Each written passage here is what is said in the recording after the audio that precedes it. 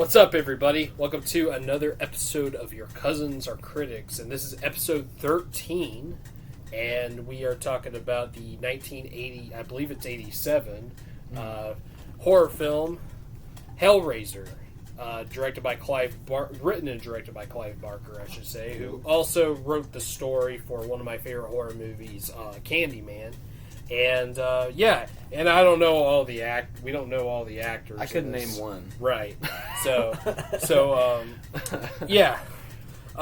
But anyways, though, this is this was a movie. I'll just go ahead and say before we jump into this. This is a movie that it was not what I was expecting. Holy shit. I mean, I knew it was going to be kind of weird. Mm-hmm. I mean, especially with a guy like this. No Pinhead? Yeah. And he's the only thing I knew about this movie going into it. That's all I knew was just this guy. Because he's pretty popular. He's the poster boy for it. Yeah, he's pretty popular when it comes to, the horror movie villains. He's up there with... Well, I mean, maybe not as big as, the big ones like Michael Myers, Jason, Freddy, but he's still, somewhere in there with them. And, I mean, his mask sold at Spirit Halloween. Right. He's pretty big.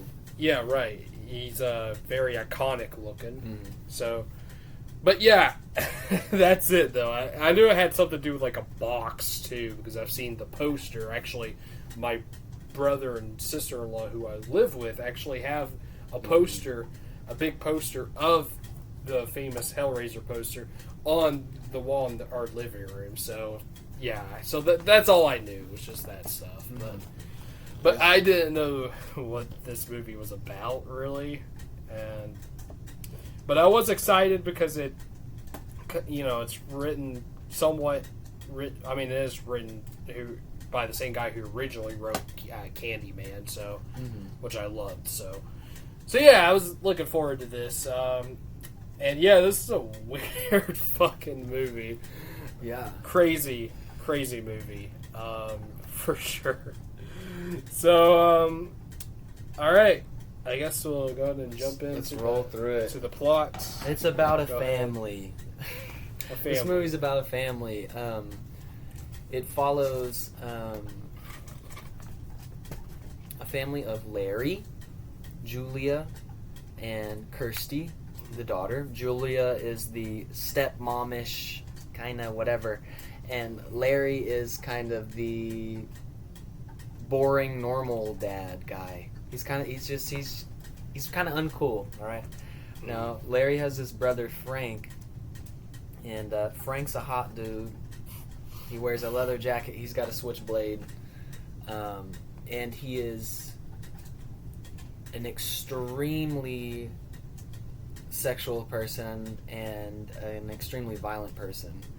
And he seeked the excesses of pleasure and pain. And through that, he found this box that was said to open up the world of pleasure and pain to him. And he opened up this little puzzle box, and what came out of it was 4 demon-like creatures who threw a bunch of hooks in him and ripped him apart. Yeah. And so that's actually how the movie starts, is with him getting torn to shreds and everything. And then his brother and his brother's family... Well, his brother and his brother's wife move into Frank's old house. And it is a gigantic, 2-story house in England. Very creepy, but pretty awesome looking. And the house is disgusting. It's, filled with maggots and cockroaches and everything. And Frank's bedroom is disgusting. It's just a bed on a floor with a bunch of photos of people he's had sex with, next to it, and, a little... sex statue. It's very strange. But Julia is really drawn to this room and drawn to the photographs, and she maybe had a bit of a history with Frank, and they might have had sex multiple times. And this is revealed later on during a flashback. As they're moving into the house, Larry, the husband, is moving a bed with some drunken movers, and while Julia's in the room fantasizing about her past with Frank, Larry cuts his hand open on a nail and runs up the stairs acting like a little baby, puts his hands out to Julia to be like, hey, freaking help me or whatever, because apparently he's like squeamish. And she's like disgusted by him and is kind of just like doesn't want to help him. And his blood's just dripping all over the floor and just getting all over the place in Frank's room. And the blood gets absorbed through the floor, which is a bit concerning. And there appears to be a sort of a heart beating within the floorboards, absorbing this blood. And we later find out that is actually Frank manifesting himself back into the material world through blood. And so Julia is, of course, drawn back to the room. There's noises and strange things happening. She goes up there and sees this little wormy-looking creature crawling all over the ground. Turns out to be Frank. She's freaked out. Frank explains the situation. She's disgusted. She does not want to help him get blood to grow. Not yet. And so she makes a fool of herself in front of Kirsty, and just very strange. And then he convinces her soon after that she must kill people for him. And so she kind of gets these ratty guys from bars in England and takes them back to her house and beats them with a hammer. Frank sucks their blood out and sucks out their life energy and slowly becomes closer and closer to either me or Jimmy over here, close to a human being. And he is growing and growing, but he is terrified that they will come back to get him. And they happen to be the Cenobites. And the Cenobites turn out to be Pinhead, Chatterbox. They call the other one like Female, and then Butterbean. Is it Butterbean or Butterball? Butterbean. Butterball. I think you said Butterball earlier. I can't remember which one it was. Yeah. But and they are. Oh, sorry. Oh no, you. I called him Shades because he had sunglasses. He had cool sunglasses on. And these are like strange, tortured, leather-bound demons from another realm. It's not heaven or hell. It's a different place. And they, when the boxes open, they are summoned to take the opener to their like pleasure pain kingdom, their dominatrix kingdom, S&M kingdom, and torture them forever. So Frank knows that they will come back for him. It's just a matter of time. So he's got to get enough blood to leave so he can look like, hopefully he'll get enough blood to look normal and then run away forever with Julia. Julia's, conflicted by this. She doesn't know what to do. She doesn't want to, tell Larry or get rid of Larry. So she is very conflicted by this. But slowly, it's actually kind of quickly, she kind of gets more game to the situation. She's already killed like 2 or 3 people. She's alright with it. What the hell, But a very pivotal moment happens where Larry's really worried about Julia. She, doesn't want to have sex with them. She doesn't seem to love him anymore. And he tells his daughter to go hang out with her. Maybe she just needs someone to talk to. She's acting very weird.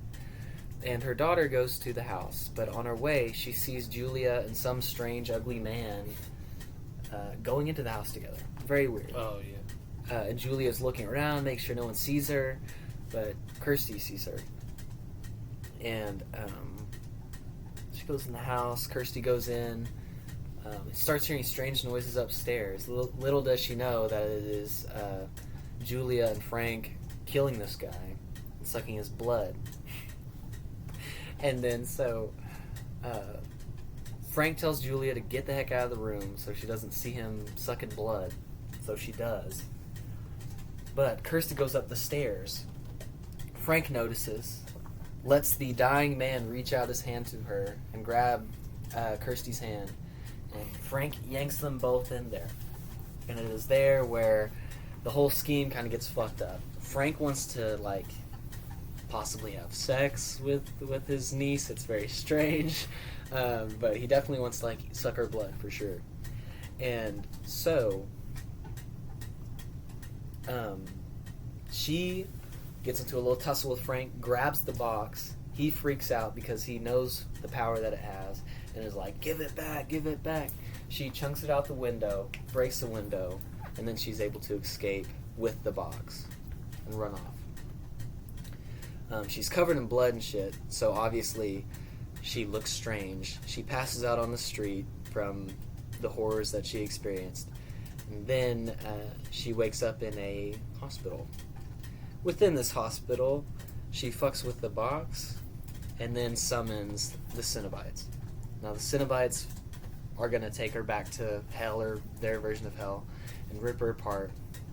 But she says, wait, you lost one man. He escaped you. His name is Frank. He's my fucking uncle. And they're like, okay, whatever.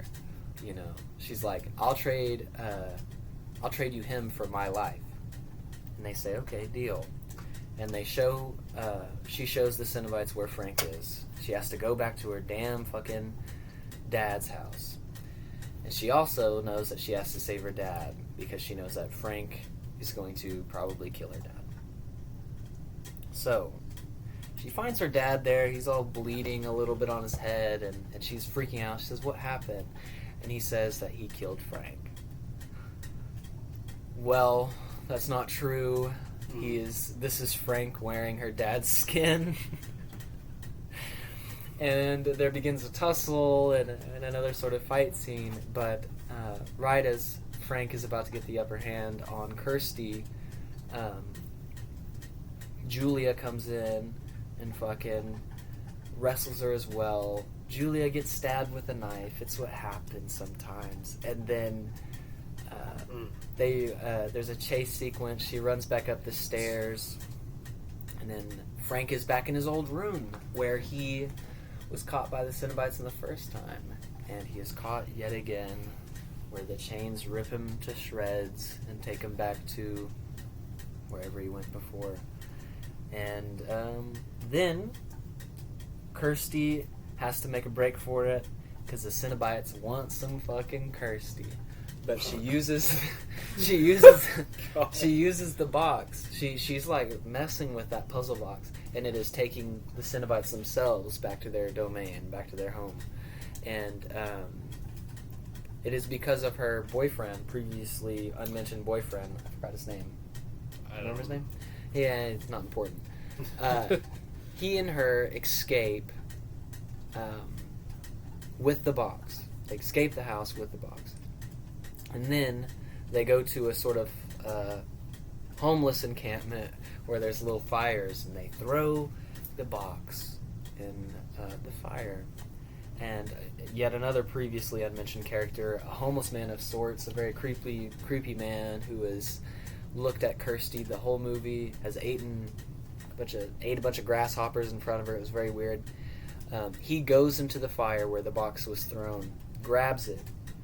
His skin melts off, and it turns out he is a skeleton winged creature, bird. Yeah, I don't know. Pterodactyl. Yeah. What'd you try to say? That's what I was trying to say, but I said pterodactyl or something. And then he flies off with the box so that the box can be then given to another seeker of pleasure and pain. And that is like the best synopsis I could do of this movie. We'll get more deep into it, but that is sort of beginning, middle, end of what happens. It's crazy. Yeah. But yeah, are you looking for the guy's name? Yeah, the boyfriend. Yeah. Steve, that's it. That's it? Such a plain name. Okay, Butterball. Yeah, Butterball, Chatterbox. Chattering. Oh yeah, Chattering Cenobite. Oh, it still says Lit Cenobite there. Yeah. Okay, it just has something. It just has what the credits have. And then they have female Cenobite. Very uncreative. But yeah. I So- didn't even realize that was a female too. Whenever I saw her, it's very androgynous. Very pretty cool. But so what are your thoughts on this movie? well, I mean, I kind of did. I say them in the beginning? I said a little bit. Yeah. It just has surprised you.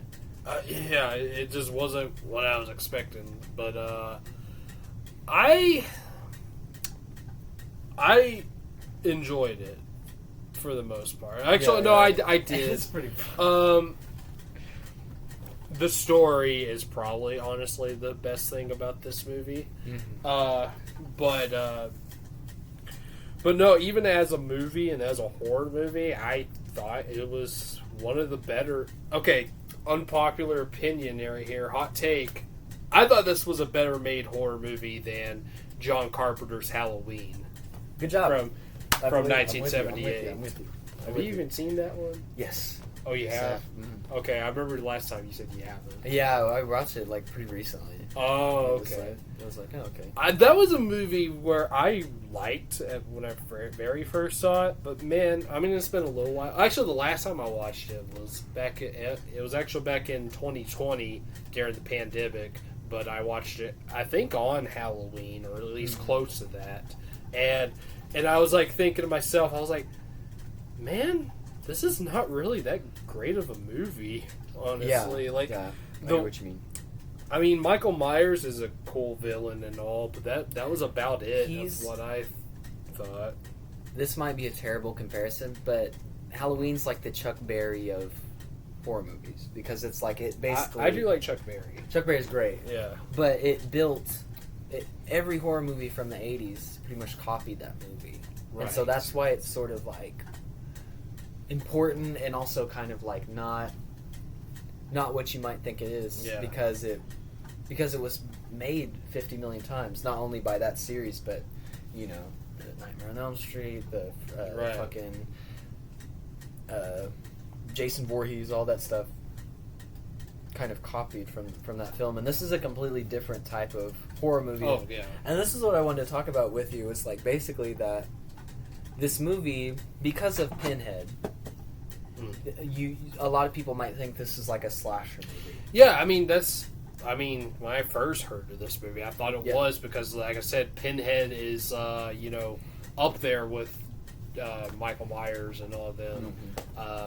And hell, even Candyman, whenever I first heard of that movie, I thought that was kind of a slasher too. Not exactly, though. Candyman himself isn't really...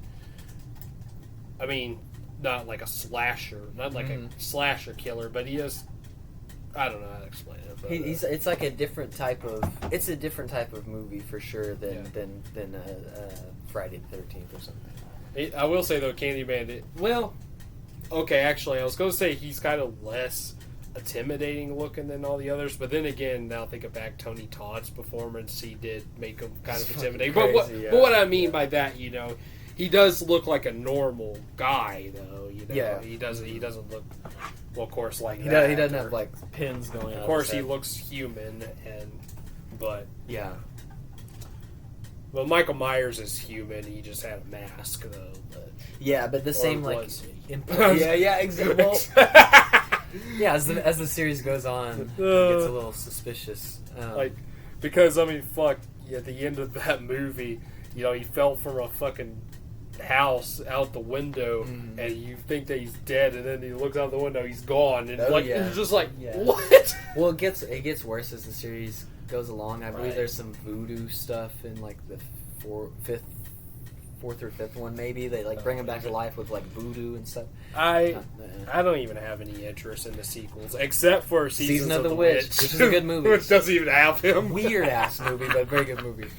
Yeah, I need to see that one. It's fantastic. If you like this, you'll probably like Season of the Witch. But shit, it's goofier though. I will have to watch actually the newer Halloween movies, the trilogy that just came. I will have to watch those only because David Gordon Green directed those, and I'm working on a ranking for him. That's the only reason I'm not looking forward to those, especially because I honestly can't stand Jamie Lee Curtis. So he's a contrarian, folks. Why the fuck does she even win that Oscar too? Like, God. I'm kind of indifferent on Jamie. I don't know. I don't even think she's that great of an actress, anyways. Yeah. So. Anyway, but off topic as always. But no, there was a lot of things I really enjoyed about this movie. Even, well, I don't know if I should say it yet. Yeah, I gotta say, even the bad acting in this movie, I still enjoyed because it worked. Honestly, like, this movie has such a weird energy from the way it looks to the acting. It's very strange. Like, I'll give an example. Killer Clowns from Outer Space has some really bad acting in it, and while I do enjoy the acting just because it's funny bad. I still don't think it really worked for. Well, I don't know. I mean, that whole movie's funny bad. Right? Right? Okay. Yeah. I love that movie. Okay. Not a good. Bad example. I don't know what other movie. I can't. Hold on. I think. Well, then again, that movie was good, anyways. I was going to say Carrie, which we covered on the channel, but yeah. That wasn't really a good movie, and most of the acting wasn't good. Yeah, the John Travolta scenes were so hard to watch for me. Yeah. I couldn't do it. Sissy Spacek was great, but Piper Laurie, God, I hate her so much. What a crazy lady. She was fucking terrible. She was atrocious in that fucking... Okay, sorry. Poor Piper Laurie.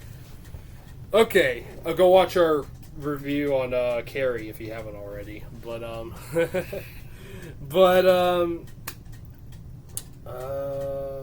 no, okay, the acting though, most of the acting was pretty bad. There was some that I thought was actually pretty good, like Julia was pretty good. And actually, well, I didn't even think she was like terrible ever, but I thought Kirsty toward the end was pretty good. Now, like at the beginning, while not like terrible, I still was. I was just like, she's kind of, kind of bland at least. But then towards the third act, whenever the story was like focused on her, then I was like, okay, she's. I'm actually seeing it now. She's actually playing scared pretty good. But yeah, I will say the guy who played Larry, while he was Larry, he wasn't very good. But whenever he was Frank, Frank was possessing Larry, then he was good. It was so he weird. He was amazing. I think the ADR is the reason why. I think there's two reasons why the acting was kind of weird in this movie. One was the ADR kind of fucked everything up. Like, the voices didn't match the people. It was weird. And then the second reason was I feel like a lot of the, like, physical, like, body language stuff was done in a really weird way. Like, do you remember the kissing scene where Kirsty kisses her boyfriend for the first time? They were, like, in the subway area. It was just awkward. It was just a awkward kiss, yeah. I didn't think their chemistry was There's very no good. chemistry, yeah. Oh, yeah. Her boyfriend was terrible, actually. Like, especially at the end of the movie, whenever, like, all this shit happened to them. He did not look like he was, like, he looked like he was just like, oh, shit happens. Yeah, he was like... he wasn't, like, freaked out or anything. Or at least he didn't look like he was freaked out. It was, like, what the hell? Y'all just saw a demon with sunglasses on. Yeah. Like, you're not freaked out. Exactly. Now, I think he was the worst. Like, because he wasn't even enjoyable bad like some of the others were. He was just bad.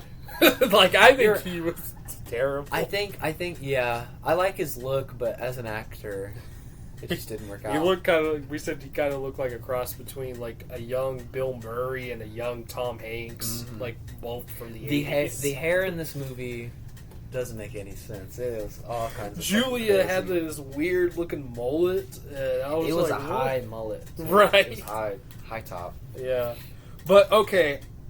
I forgot though. I will say Doug Bradley, who plays Pinhead, of course, was the best. Now he was. I mean, anybody who plays that kind of character. I mean, if they're bad, then you've got just a shit movie.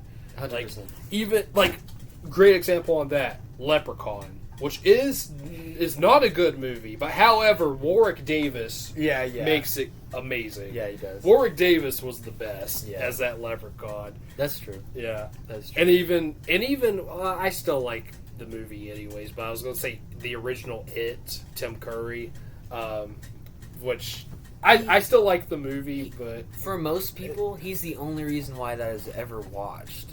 Right. Because of how great of a personality he has in that, as that character. Yeah, he's amazing at that. But I will say, like, I don't hate that movie, and I don't even think it's that bad. There are some bad actors in the movie, but I still... I mean, the movie's got John Ritter, and he was great. So he was... Do you know who that is? Which one was he? John Ritter was... I think his name was Ben in the movie. He was originally the fat kid. But yeah. But that actor is really good. He was in Three's Company, that sitcom. Oh, okay. That's what he's mostly known for. But he also was in Sling Blade, and he played the gay dude Vaughn. I don't remember him. It's been so long since I watched Sling Blade, but we might even have to do an episode on that. It'd be interesting. I love that movie. But he was fantastic in that movie. But he's a great actor. I really like him, and I thought he was one of the best out of the grown up act that played the kids in that movie. Yeah, you know? Anyways, but yeah. Like, anyways, I'm trying to remember what else. You're on Dougie Bradley. Yeah. Well, I was just saying, usually with these kind of movies, even if they're bad, at least if the villain is enjoyable, then the movie is somewhat enjoyable. But that's what makes this movie... If the actor plays the villain. Yeah. That's what makes this movie interesting, is because he's hardly... Pinhead isn't really even a main character at all. He's in the movie for like maybe 10 minutes. Exactly, max. It's very weird, because...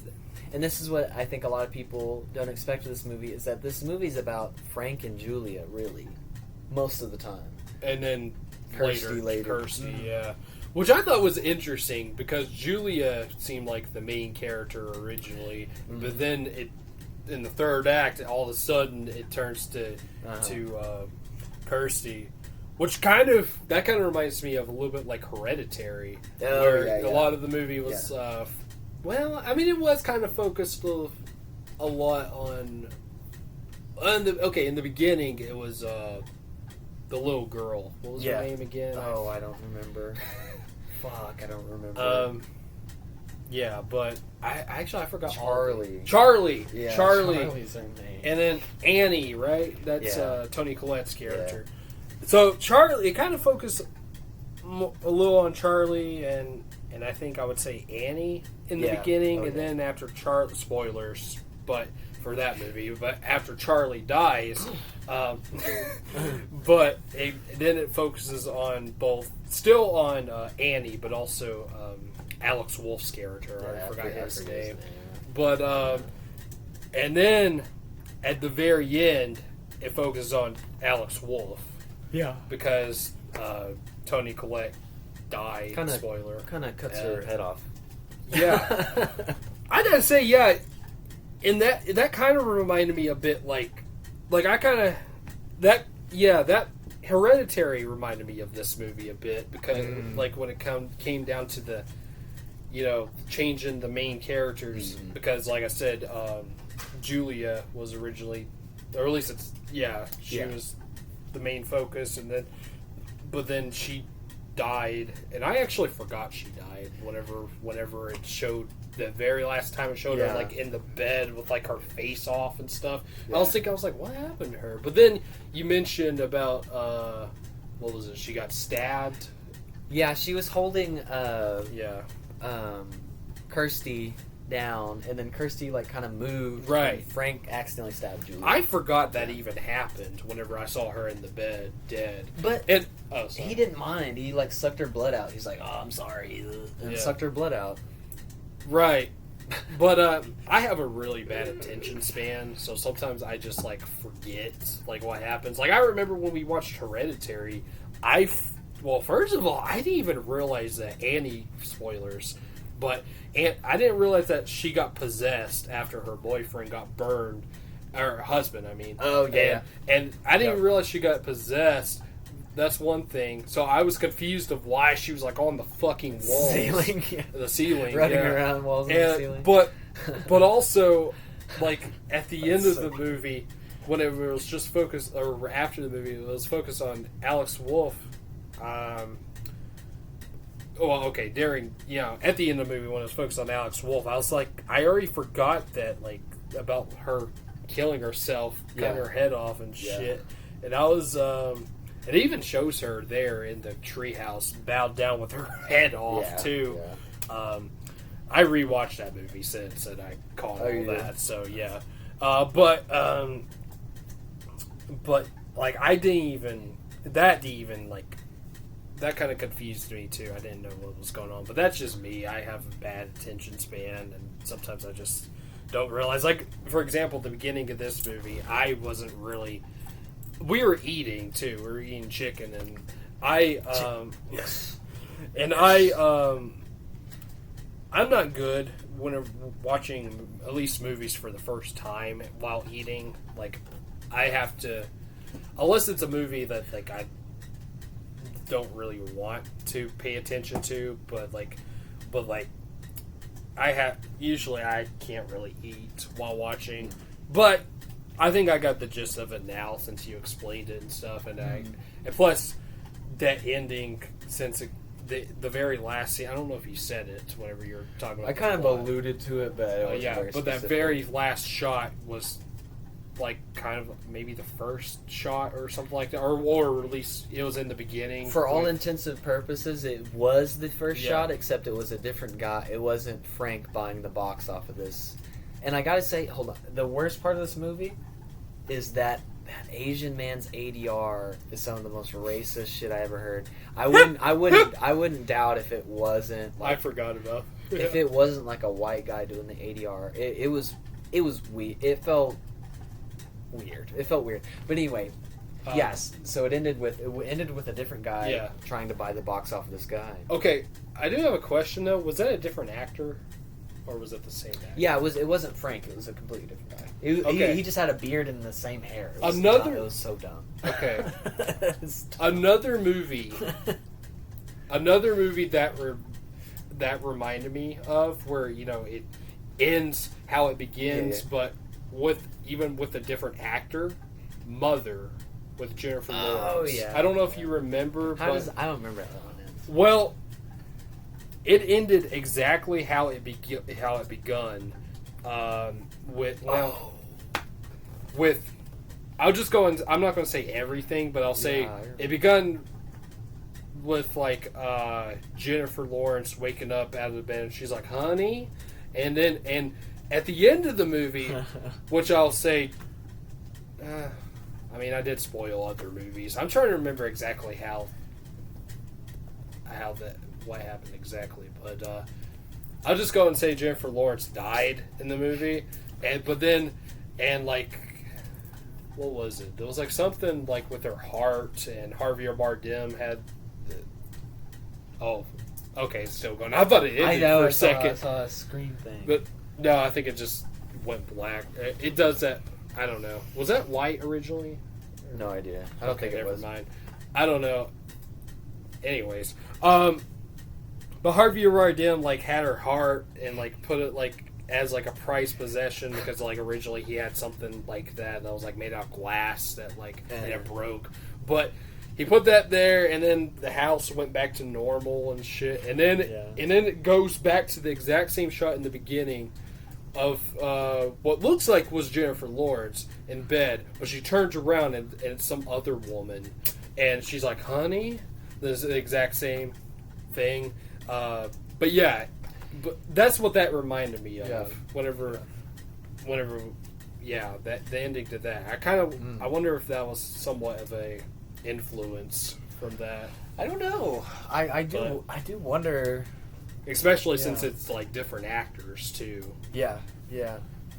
But I gotta watch Mother again too. That speaking of a crazy ass horror movie too, which honestly, okay, I might say Hellraiser might be crazier than Mother now that I've seen it, but when I saw Mother, it's a different kind of crazy. Yeah, it is. But when I saw Mother, that movie, I was like, what the fuck? Yeah.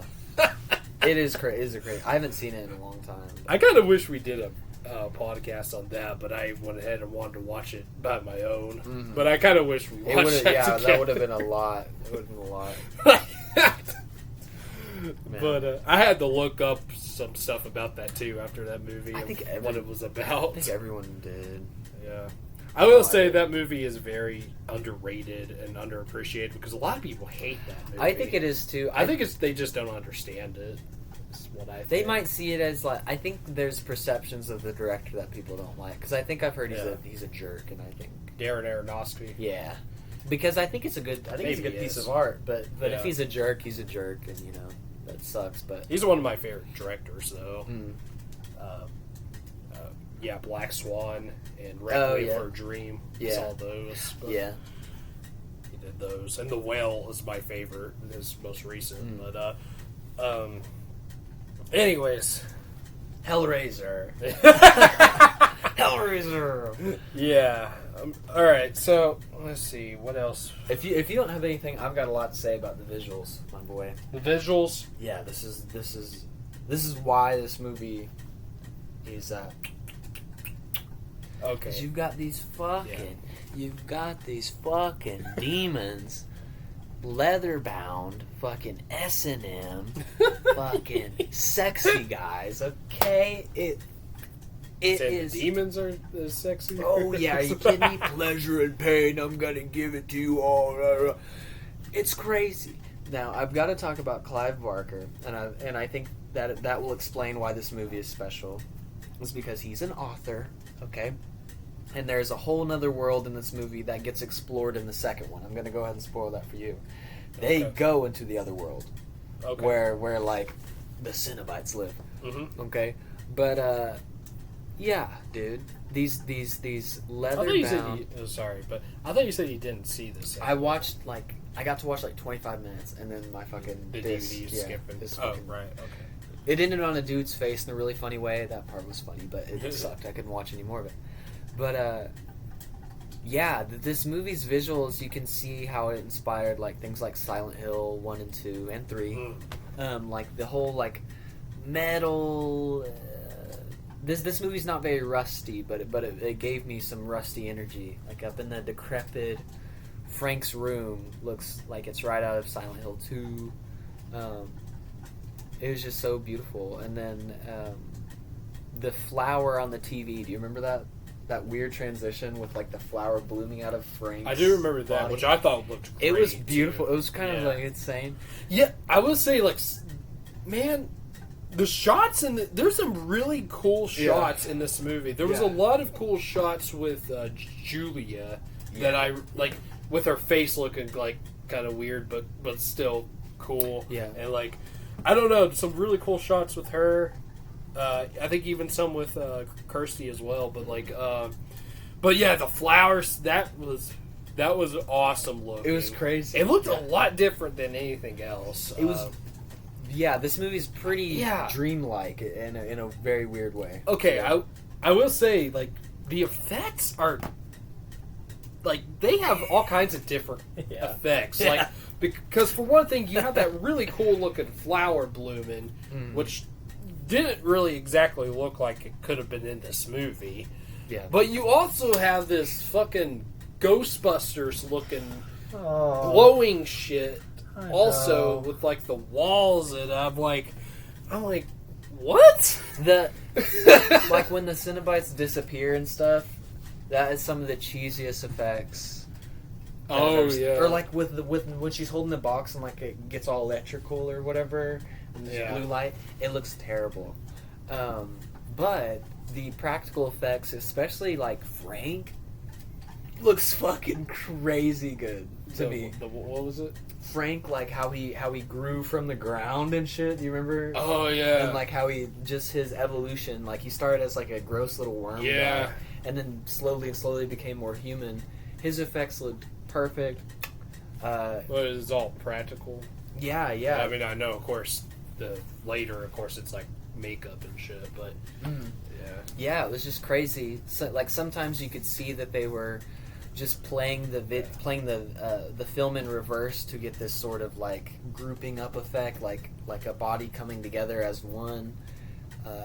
Just very like it's all the shit I love. It's very very beautiful like works of art, but the fucking electricity thing was horrible. Yeah, the pterodactyl at the end looked pretty rough in my opinion. Yeah, and it was like that's how.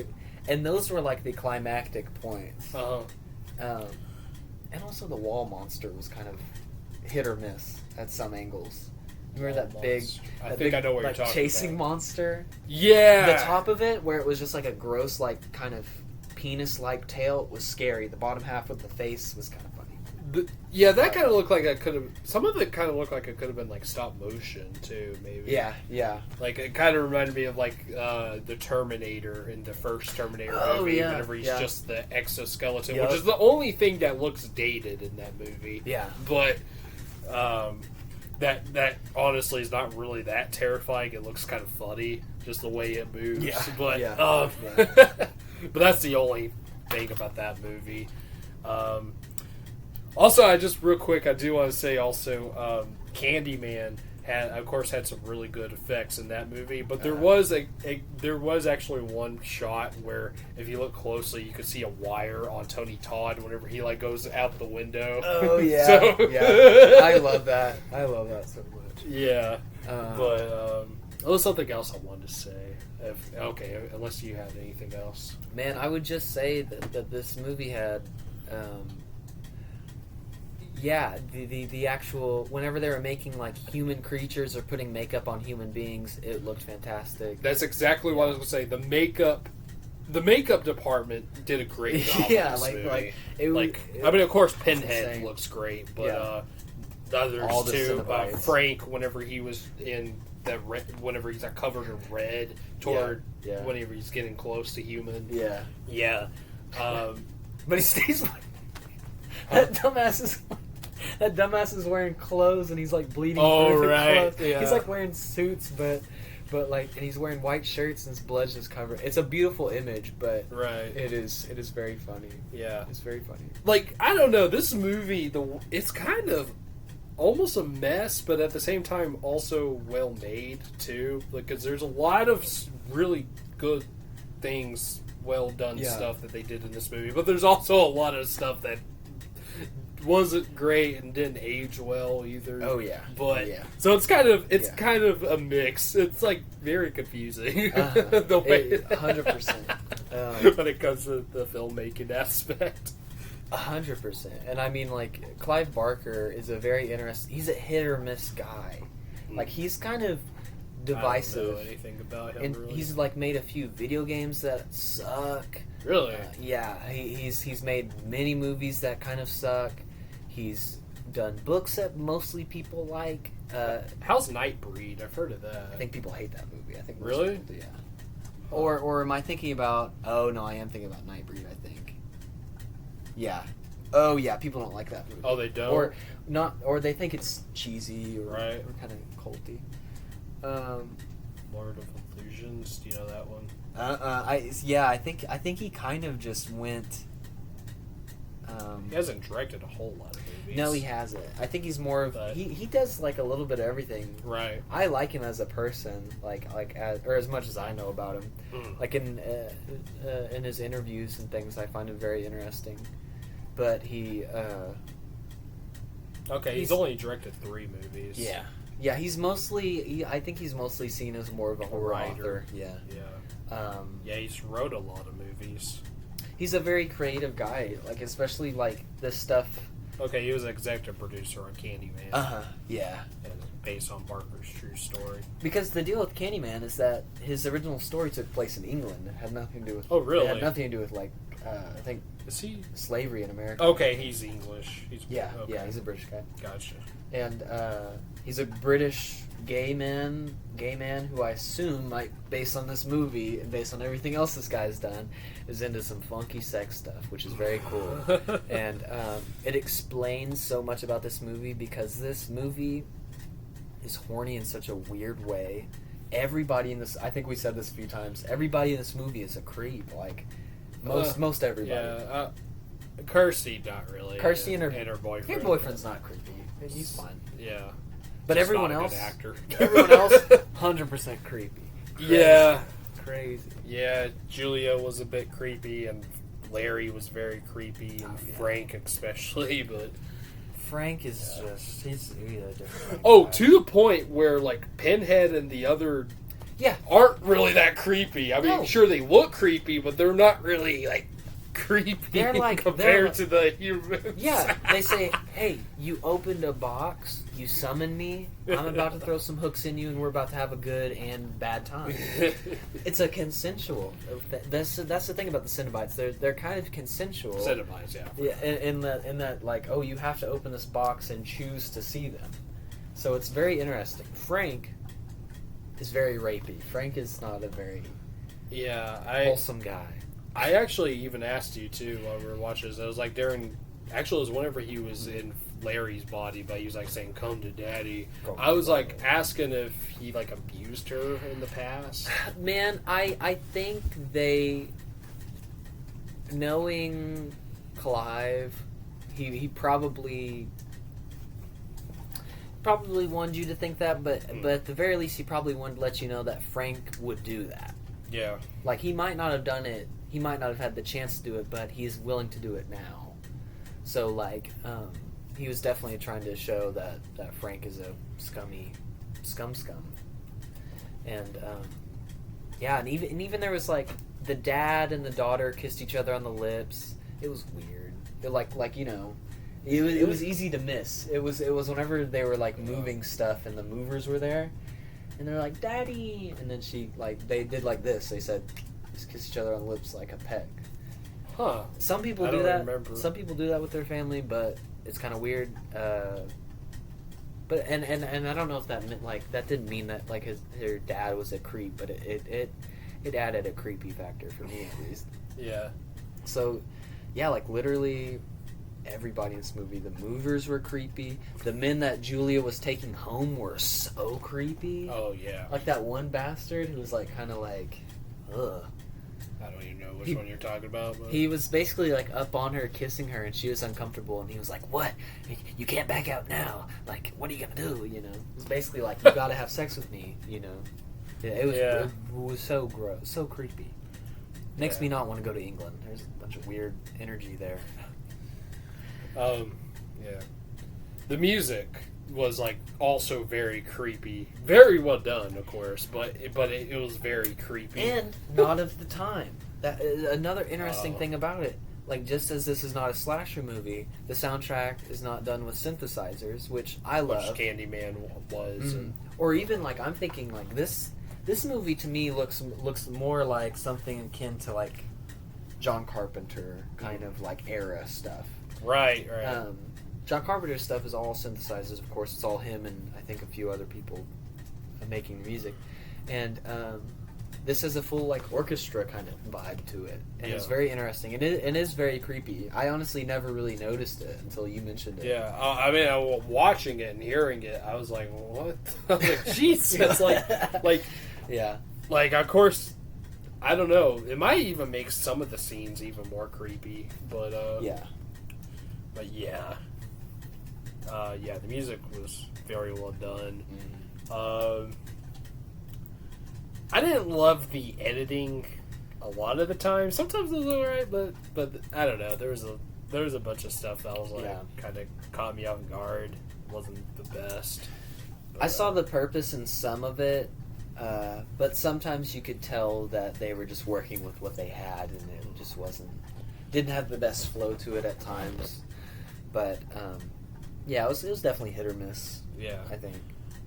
sometimes bad editing can kind of ruin a movie for me, but I don't know.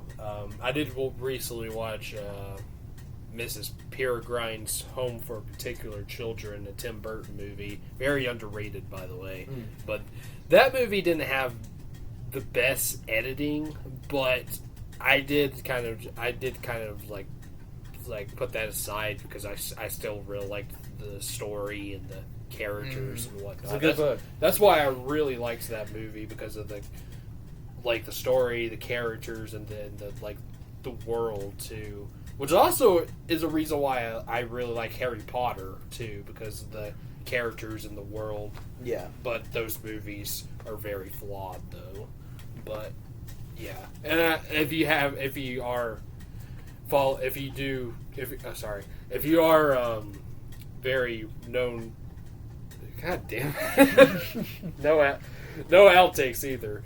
But if you do watch my channel, and have been for ever since I started, you should know that I was really into Harry Potter. Now I still like it a lot, but I'm a film lover first, then a Harry Potter fan.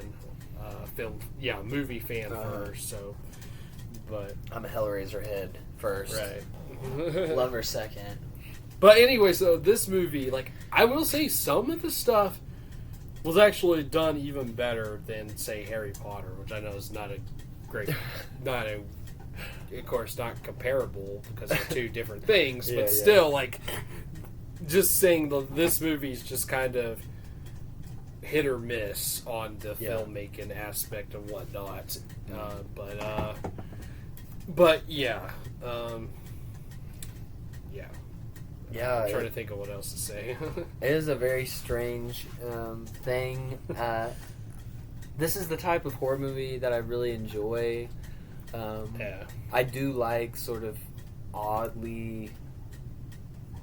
I think I can compare this to Hereditary a little bit as well, in that it's sort of a family thing, but it's also has some sort of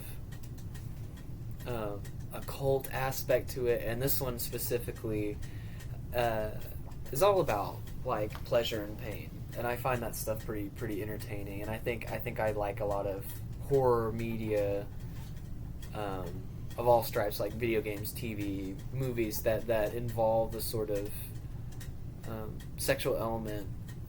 Like Silent Hill 2 is one of my favorite things on the planet. And it is all about this guy who... Is that your Last of Us? Yes. Okay. I love The Last of Us, even though I never played it. But well, I've played Silent Hill 2. Oh, have you? Yes. I had a remake for Xbox 360. It was kind of a rough remake, apparently, but it was the only one I had. That's the only reason why I want to get a PlayStation, so I can play the Last of Us games. Dude. Yeah, basically, Silent Hill 2 is this guy dealing with his demons of, his wife is sick. He wants her to go ahead and die so he can have sex with other people and live his life. And and the monsters in the game are condom looking monsters, and they're sexy nurses with knives. It's crazy. It's very good. But I like when a horror film or piece of art or whatever can take on more than just gore or something. Where it sort of explains a part of being human. There is a lot of gore in this movie. There is, but and I forgot all about the gore. Yeah. Honestly, because I was thinking more about, Frank's kind of gory, but I was thinking more about the Cenobites and what they mean, and I was thinking about Frank being the type of guy to just be about that life, man. It's kind of crazy. I mean, to think about wanting to go to another dimension that will destroy you so much that you won't know what pleasure is or what pain is. It's all the same. That's just a pretty inspiring piece of that's just an inspiring idea to make into a horror movie, I think. Yeah. So I commend this movie for having an idea, and an interesting idea, and making it a reality. That's a very, very cool idea. Yeah. A little off topic, but just back to the gore real quick, I want to say this might be the goriest horror movie I've ever seen, if I'm going to be honest. Yeah. I can't think of others. I've seen many more gory ones, but I'm more of a horror head. I mean, I don't remember it being too gory, but I know I've seen. I mean, it might be very gory as far as I know. I just don't remember much because I didn't really like the movie all that much. But I have seen Texas Chainsaw Massacre, and another interesting conversation. Yeah. That movie is not that. It has like 3 drops of blood in it. It's a very weird movie. It is more like about. You would think it would be very gory because of a chainsaw guy, cutting into people. It is the sound design. It is the way it looks. It is very interesting. There's not a lot of like limbs being flung around or anything like that. It's a very cool movie. I have to watch that again. It's been a while. I didn't really like it when I first saw it, but. I think it's more of like an old piece of art or something. It's like not something that I can watch all the time, but I think it is a very almost a perfect horror movie, especially at the time. Yeah, what I do remember from it, I remember it being very cheap looking and stuff, and that kind of took me out of it. Like, I know, of course, it was early 70s, but it had the reverse effect on people because it looked like, oh, this is just some guy filming it. It had like almost a documentary feel that they went to this creepy place in Texas. Yeah. And it was almost like a found footage kind of energy to it. Okay. I do, like, I don't know though. Of course, Night of the Living Dead was even older, but that looked more like terrifying than Texas Chainsaw, I would say. But at least of what I remember. But I think the thing that this movie, like, because I was trying to think of if there's any gorier movies that I watched. I know there are a million. Like, I haven't seen any of the Saw movies or anything like that. Yeah. So Green Inferno's much more gory and it's a crappy movie. But I kept on thinking about. Do you remember that scene in Midsommar where they jump off the cliff or they get pushed off? The cliff okay. Yes. The head in? That might be the goriest thing I've ever. Or I don't know. It's very brutal. It's in my Okay, I guess that's what I'm trying to say. Yeah. That's probably like the most brutal thing I've seen. This movie, there's like blood and guts and stuff, and there's hooks going into skin, and then there's that explosion at the end. Or like whenever he gets pulled apart after he says Jesus wept. Oh, and he gets pulled apart. Oh, that was a pretty bad ending right there. Wept. It was. I didn't like that. It was, but you know that they like blew all their money on that one pool. Like they probably spent like a couple thousand at least on that pool. Yeah. And probably more than that. Shit. But gotcha. But yeah. But this movie did have like a lot of like just guts and like face body parts lying around. But I think Frank was the most gory looking thing in here, and then also Julia laying on the bed with her face ripped off was kind of intense. Like that, I forgot about that too. I was like, what? That's fucking scary. Yeah, that's it. I mean, maybe it won't be if I watch more gory movies, but as of right now, this is the goriest movie I've ever seen. Mm-hmm. I think it is. Then again, I haven't seen as much horror movies as you have, but still. I will say I've seen a good amount. It's not gory in the same way that like a Friday the 13th is or something. It is like even with like the kills in this movie I don't really know. I haven't seen Friday the 13th, just like you guys know. With slasher movies, it's all about how someone gets killed and like the shot of like someone's head getting cut off or something. This movie's like not a lot of people die. I mean, people get hit in the head with a hammer a few times. It's just kind of it's played more like a suspense thing than a slasher movie, which is pretty cool. But I did think of another gory thing from another movie, but even though the movie itself wasn't really that gory, but there was at least one thing that was in Silence of the Lambs, whenever that guy's intestines were like out and he's like hanging from the cage like an angel. Yeah. Like that was pretty what crazy. A crazy movie. But God. Yeah. Alright. What else should we talk about before we end it? I'm trying to think if there's anything that I can really I can't think of much say. Man, really, I'm just excited. I'll probably just repeat myself. But this movie, it motivated me into wanting to watch the second and the third one. Because I've been meaning to for so long. I might too. I don't know. I'd say give it a shot. Yeah, I will say I will definitely revisit this movie. Like I will watch it again, for sure. Yeah. But like I'm actually even planning on maybe getting it. Honestly, to be honest, it's a good movie. Oh, by the way, this actually doesn't even have. This is Cade's, but this doesn't even have a disc in it. We had to watch it on Amazon Prime. I don't know where it is. I guess at your ex-girlfriend's. Maybe. I don't know. I don't know where. Maybe it's in another DVD I have. I don't know. Yeah, it could be a possibility. But I don't know. It's very strange. I was about to just put it in my Blu-ray player, and then I showed Kate. I'm like, you know what it is? It's missing like the box. It's somewhere else. Was that a reference? Yeah, well, okay. it's like someone else has this like the box, and they're gonna watch it, and they're going to be traumatized by it. That's funny. Yeah, I mean, I think the one last thing that I want to say is, like, I don't know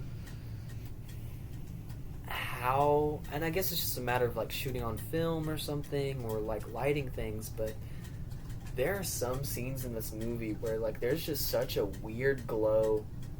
It just takes me back to, like, dreams I've had.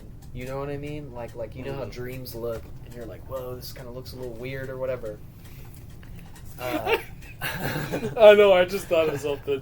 The next movie I'm going to watch is a fucking Disney movie. It's going to be Dumbo, which I've seen before.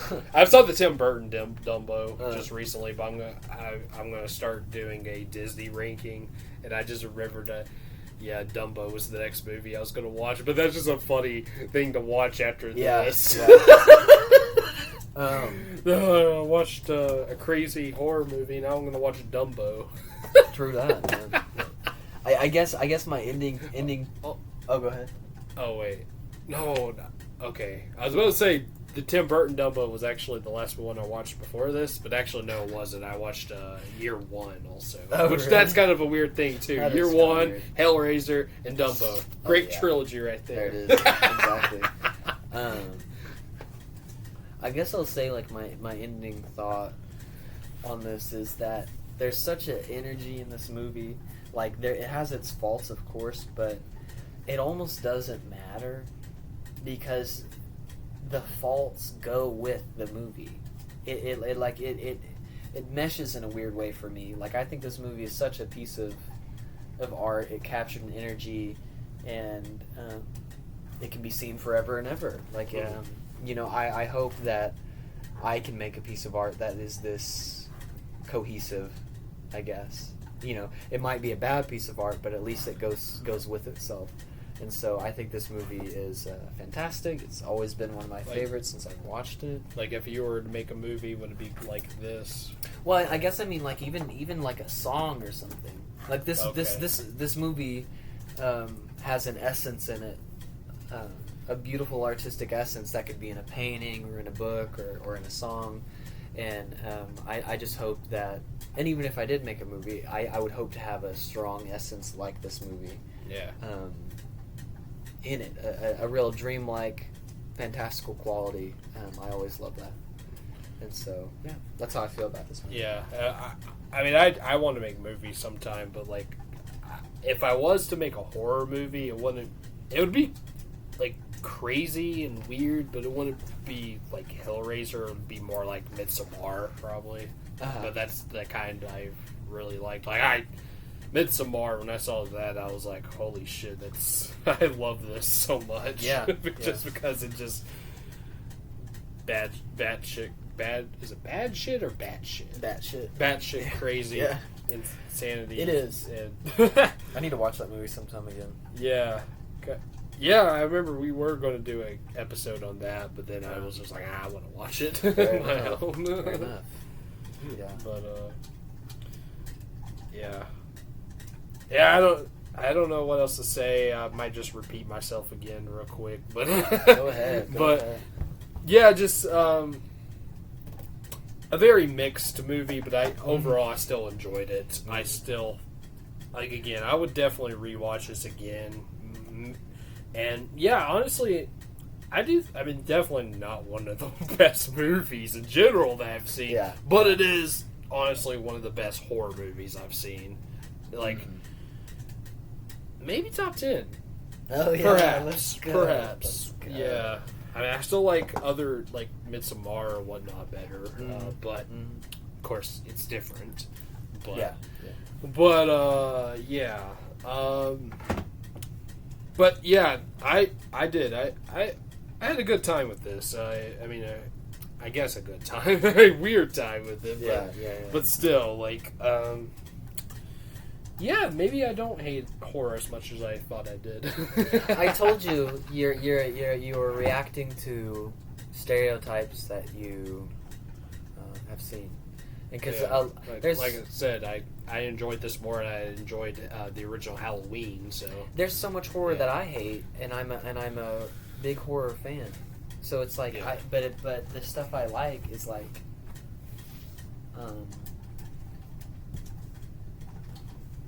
I think it's good. I think it's not just like, to me, I would call this a horror movie, but it's just a movie. You know, like it's just a piece of art or something. Okay. It doesn't like for me, like it is very like artsy horror too, but also in a different way, like than Hereditary and Midsommar.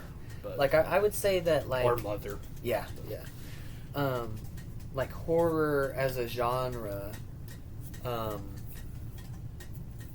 it's like a limited lens to look at it through. It's a limited lens because if you say, "Oh, I'm going to watch a genre movie," or if I'm going to watch a drama, it could be about a million different things. It could be from a million different perspectives and things like this. And it's the same thing with horror. It's just trying to use this emotion of fear or terror or shame or guilt as a sort of jumping off point to have a story involved. And so I find, like, those kind of really dark, sad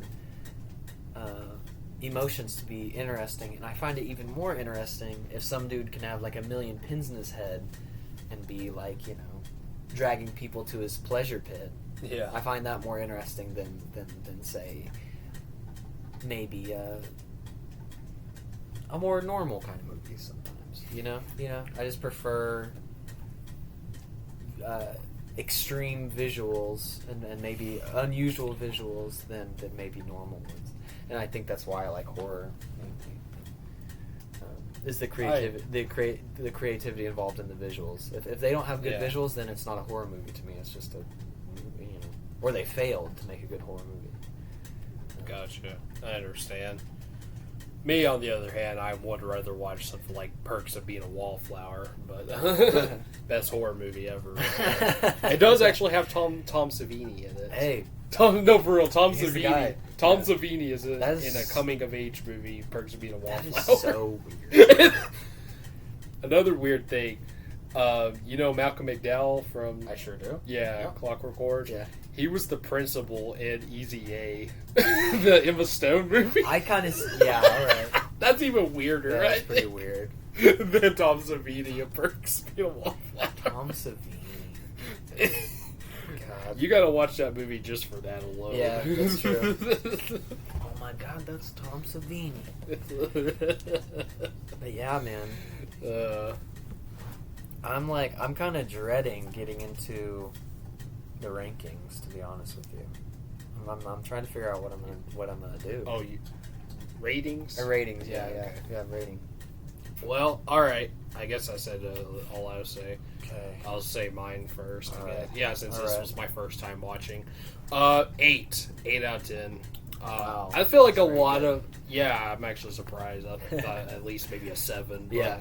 But no, I think I gave People Under the Stairs a 7. And what was another... Didn't we watch... Oh, yeah, we watched Hereditary. I think I gave that an 8, too. Didn't I? I think I did. But I don't remember. I gave that one a 10. Did we? Yeah, probably.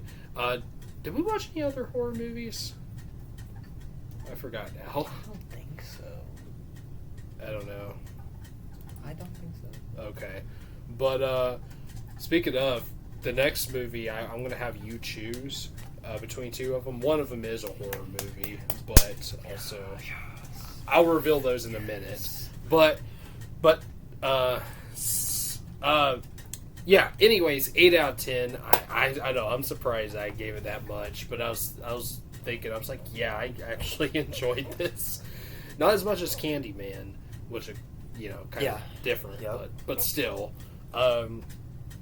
But yeah, like I think Candyman's probably like a 9.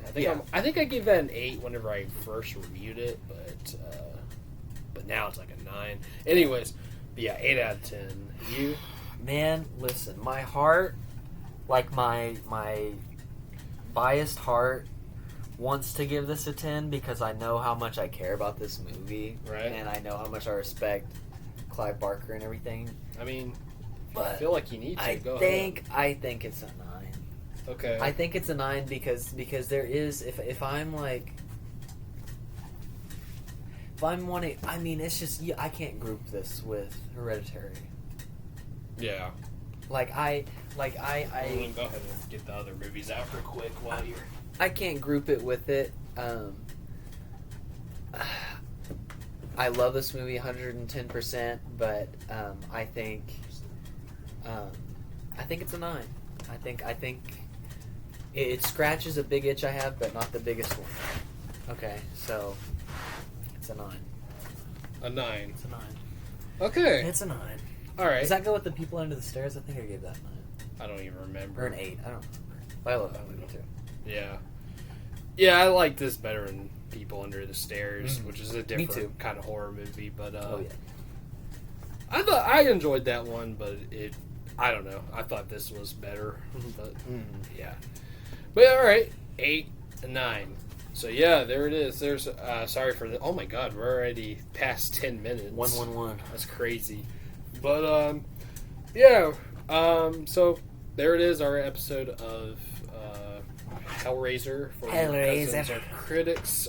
So okay, next episode 14. Wow, I'm gonna let Cade choose between 2 movies that I have seen, and I don't think he has seen them. Okay. So first one we got is a science fiction movie, and that is Ex Machina. Okay, I've never watched that. I think I walked in on my parents watching part of it, and I left.